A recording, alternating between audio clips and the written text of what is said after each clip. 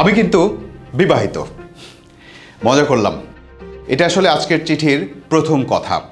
আমি ইদানিং অনুভব করি এই যে চিঠি পড়ি, এই চিঠি পড়া যদি শুরু না করতাম তাহলে এই সমাজে ভেতরে ভেতরে যে কত কিছু ঘটে যাচ্ছে তা কি বুঝতে পারতাম। মানুষ তো ইদানিং খুব বিশ্বাস করে আমাদের কাছে নিজের দোষের কথাও তুলে ধরে এবং চিঠি আকারে সেটা মানুষের কাছে তুলে ধরার জন্য আমাদের কাছে পাঠায়। আমরা সেটা আপনাদের সামনে তুলে ধরি। আজকের যে চিঠি সেটা পড়ার আগের দুটি ঘটনার কথা মনে পড়ে গেল।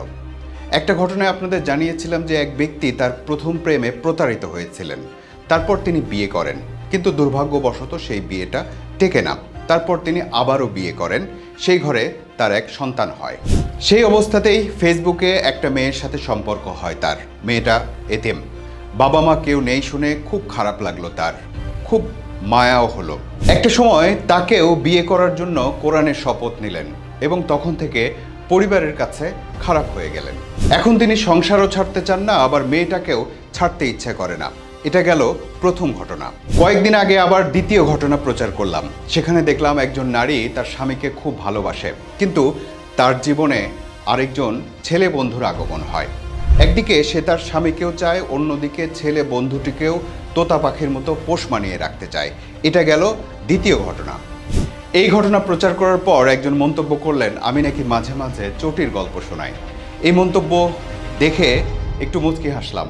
ভাবলাম, আপনি অন্ধ হলেই কি প্রলয় বন্ধ হয়ে যাবে? আপনি দেখতে না চাইলেই কি এসব ঘটনা আর ঘটবে না? তার চেয়ে বরং এটাই ভালো, এই সমাজে ভেতরে ভেতরে কি কি ঘটছে তা জেনে নেয়া। চলুন আজকের ঘটনায় চলে যাই, বা তৃতীয় ঘটনায় চলে যাই। আমি বিবাহিত। আমি যখন দেশে ছিলাম তখন আমাদের সম্পর্ক অনেক ভালো ছিল। করোনার পর আমি জর্ডানে চলে আসি। জর্ডানে আসার পরও 1 বছর আমাদের সম্পর্ক অনেক ভালো ছিল। তারপর টাকা নিয়ে আমার স্বামীর সাথে অনেক কথা কাটাকাটি শুরু হয়। প্রায় 2 বছর আমাদের কোনো যোগাযোগ হয় না, কিন্তু আমি অনেক চেষ্টা করেছিলাম যোগাযোগ করার, সে যোগাযোগ করেনি। তারপর ফেসবুকে একটা ছেলের সাথে আমার কথা হয়। সে সৌদি আরবে থাকে। আমি আমার ব্যাপার পুরোটাই তাকে খুলে বলি। সে অনেক ভালো, তার সাথে আমার এক প্রকার সম্পর্ক হয়। বলতে পারেন আমি তার মায়ায় পড়ে যাই, সেও আমার মায়ায় পড়ে। 2 বছর সেই ছেলের সাথে আমি কথা বলতে থাকি। এক সময় সে দেশে চলে যায়।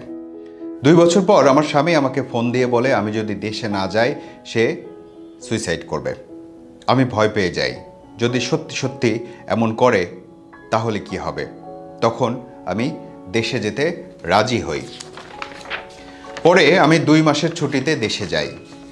দেশে যাওয়ার পর আমার স্বামী বলে সে এখন বিদেশে যাবে, আমাকে বলে টাকা দেওয়ার জন্য, কিন্তু আমার কাছে তখন টাকা ছিল না। যাই হোক, আমি তাকে ঋণ করে টাকা দেই। পরে আমি আবারও চলে আসি জর্ডানে। আসার 2 দিন পর থেকে আমার স্বামী আমার সাথে কথা বলা বন্ধ করে দিয়েছে। কিন্তু আমি আমার স্বামীকে অনেক ভালোবাসি, কিন্তু আমি ওই যে সৌদির ছেলের প্রতি আমার অনেক মায়া, তার সাথে কথা না বলে আমি থাকতে পারি না। এখন আমি কি করব? আমাকে একটা পরামর্শ দেন। কারো প্রতি কোনো মায়া লাগে না আমার, কারোর সাথে আমার কথা বলতে ইচ্ছে করে না। সারাক্ষণ একটা টেনশনে থাকি, শুধু ওই ছেলের কথা মাথায় ঘোরে। সারাক্ষণ তাকে নিয়েই ভাবতে ভালো লাগে। কোনোভাবেই এটা থেকে বেরিয়ে আসতে পারছি না। এখন আমি কি করব?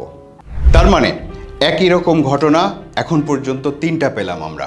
প্রথমে একটা ছেলে মানুষের কথা আমরা তুলে ধরেছিলাম যিনি এমন মায়ার সমস্যার মধ্যে পড়েছিলেন। তখন আপনারা অনেকেই মন্তব্য করেছিলেন বেডা মানুষ, তার মানে পুরুষ মানুষ মানেই এরকম হয়। তারপর একজন নারী নিজে স্বীকার করেছিলেন তার স্বামীকে তিনি কতটা ভালোবাসেন এবং তারপরও তার ছেলে বন্ধুটির জন্য কেমন মায়ার সমস্যায় পড়েছেন তিনি।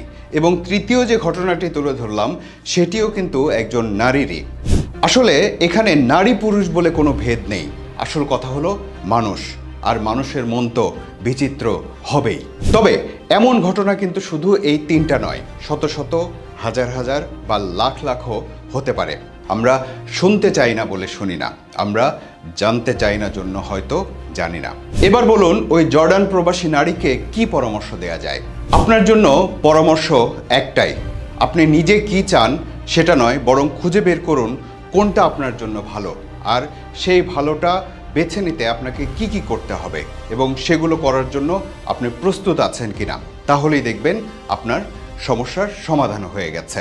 আর ভালো লাগলে ভালোবাসুন, ফেসবুকে ফলো করুন, ইউটিউবে সাবস্ক্রাইব করুন।